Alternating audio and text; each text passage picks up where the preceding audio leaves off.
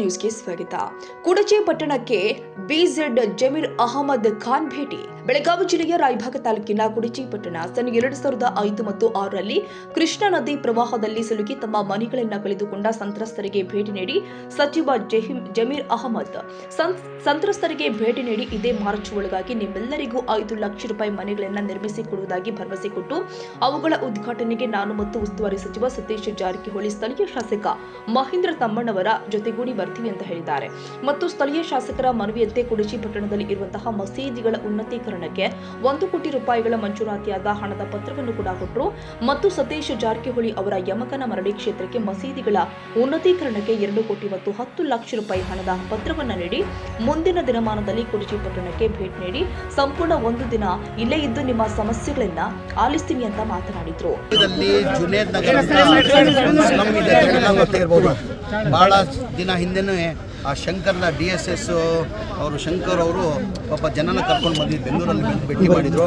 ಆಮೇಲೆ ಭಾಳ ಸತಿ ನನಗೆ ಮಹೇಂದರ್ ಅವರು MLA ಅವರು ಕುರ್ಚಿ MLA ಅವರು ನನಗೆ 10 ಬಾರಿ ಹೇಳಿದ್ದಾರೆ ಸರ್ 2005 ಅವ್ರಿಗೆ ಟೆಂಪ್ರರಿ ಆಗಿ ಶಿಫ್ಟ್ ಮಾಡಿದ್ದು ಇದುವರೆಗೂ ಮನೆಗಳು ಕಟ್ಟಿಕೊಟ್ಟಿಲ್ಲ, ನೀವೊಂದು ಸತಿ ಬಂದು ನೋಡಬೇಕಂತ ಮಹೇಂದರ್ ಅವರು ಭಾಳ ದಿನದಿಂದ ಹೇಳ್ತಾಯಿದ್ರು. ಆ ಕಾರಣಕ್ಕೆ ಇವತ್ತು ನಾವು ಸತೀಶ್ ಸೌಕಾರರು ಮಹೇಂದರ್ ಅವ್ರು ಬಂದು ಸ್ಲಮ್ ವಿಸಿಟ್ ಕೊಟ್ಟಿದ್ವಿ. ಅವ್ರ ಜೀವನ ನೋಡಿ ನಮಗೆ ಒಂಥರ ಅಯ್ಯೋ ಅನಿಸ್ತು, ಪಾಪ ಏನಪ್ಪ ಈ ಥರ ಜೀವನ ಮಾಡ್ತಾವ್ರಂತ. ಈಗ ಒಂದು ನಿರ್ಧಾರಕ್ಕೆ ಬಂದಿದ್ದೀನಿ, ನಾನು ಜನಗಳಿಗೆ ಮಾತು ಕೊಟ್ಟಿದ್ದೀನಿ, ಮಾರ್ಚಲ್ಲಿ ನಾನು ಇದು ಮನೆ ಕೊಡೋದು ಗುದ್ಲಿ ಪೂಜೆ ಮಾಡಿಕೊಡ್ತೀನಿ ಅಂತ. ನಿನಗಂದರೆ ಒಂದು ಮನೆ ಕಟ್ಟಬೇಕಾದ್ರೆ 7 ಲಕ್ಷ ಆಗ್ತದೆ. ನಾನು ಮಹೇಂದರ್ ಅವ್ರಿಗೆ ಅಟ್ಲೀಸ್ಟ್ ಅವ್ರ ಬೆನಿಫಿಷರಿ ಕಡೆಯಿಂದ 1 ಲಕ್ಷ ಆದರೂ ತೊಗೊಳ್ರಿ, 7 ಲಕ್ಷದಲ್ಲಿ 1 ಲಕ್ಷ ಕೊಡಿ, ಮಿಕ್ಕಿದ್ದು ನಾನು ಏನೋ ಒಂದು ವ್ಯವಸ್ಥೆ ಮಾಡ್ತೀನಿ ಅಂತ. ಇಲ್ಲ ಸರ್ ಏನೇನಿಲ್ಲ, ಅವ್ರು ಊಟ ಮಾಡೋದೇ ಕಷ್ಟ ಇದೆ, ಅವ್ರು ಬೇರೆ ಕಡೆಯಿಂದ ಪಾರ್ಸಲ್ ಆಗಿ ಊಟ ಮಾಡಿ ಅವ್ರು ಊಟ ಮಾಡ್ಕೊಂಡು ಜೀವನ ಮಾಡ್ತಾ ಇದ್ದಾರೆ ಸರ್, ಅವ್ರು 1 ಲಕ್ಷನೂ ಕೊಡೋಕ್ಕೆ ಸಾಧ್ಯ ಆಗಲ್ಲ ಅಂತಿದ್ದಾರೆ.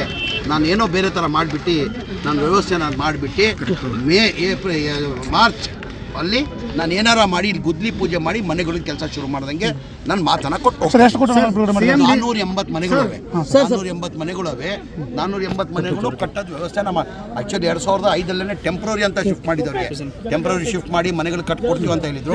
ಪಾಪ 20 ವರ್ಷ ಆದ್ರೂ ಅವ್ರ ಮನೆಗಳು ಕಟ್ಕೊಟ್ಟಿರಲಿಲ್ಲ. ಹಾಗಾಗಿ MLA ಅವ್ರ ಬೇಡಿಕೆ ಮೇಲೆ ನಾನು ಬಂದು, ನಾನು ಸತೀಶ್ ಸಾಹೇಬ್ರು ಸ್ವತಃ ಇಲ್ಲಿ ಬಂದು ನಾವು ವಿಸಿಟ್ ಕೊಟ್ಟಿದ್ದೀವಿ.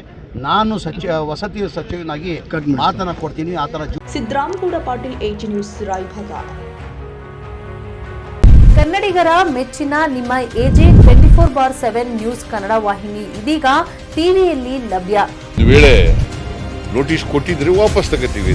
ಇವತ್ತು ವಕ್ಫ್ ಪ್ರಾಪರ್ಟಿ ಅಂತೇಳಿ ಬರ್ತದೆ ಅಂತ ಹೇಳಿದ್ರೆ ರೈತರು ಬೀದಿಗೆ ಬಂದು ಏನು ಮಾಡಬೇಕಾಗುತ್ತೆ? ಯಾರು ವೋಟ್ ಹಾಕಲಿಲ್ಲ ಅಂದರೆ ಗ್ಯಾರಂಟಿನೆಲ್ಲ ಸ್ಟಾಪ್ ಮಾಡಿಬಿಡ್ತೀವಿ.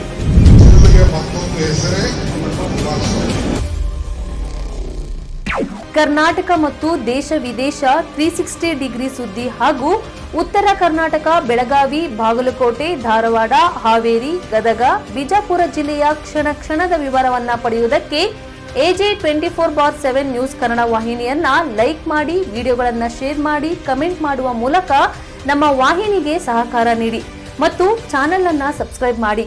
ಧನ್ಯವಾದಗಳು.